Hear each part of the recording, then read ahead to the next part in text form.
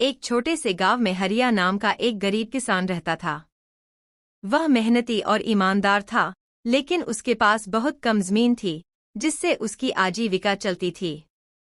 हरिया का एक ही सपना था कि वह अपनी बेटी की शादी अच्छे से कर सके, लेकिन उसकी आर्थिक स्थिति बहुत खराब थी।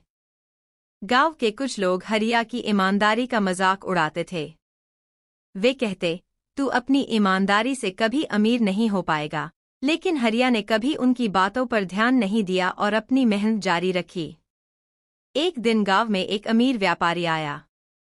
वह अपने व्यापार के लिए किसानों से जमीन खरीद रहा था।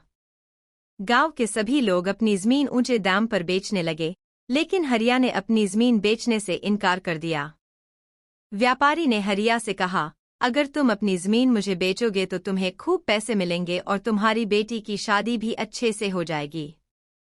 हरिया ने विनम्रता से उत्तर दिया, मेरे लिए पैसा जरूरी नहीं है। मेरे पास यही जमीन है, जिससे मैं अपनी मेहनत से अपनी बेटी की शादी करूंगा। कुछ समय बाद गांव में सूखा पड़ गया। जिन लोगों ने अपनी जमीन बेच दी थी, उनके पास खेती करने के लिए कुछ नहीं बचा।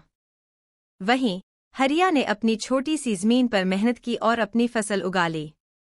उसकी ईमानदारी और मेहनत ने उसे बुरे समय में भी बचाए रखा।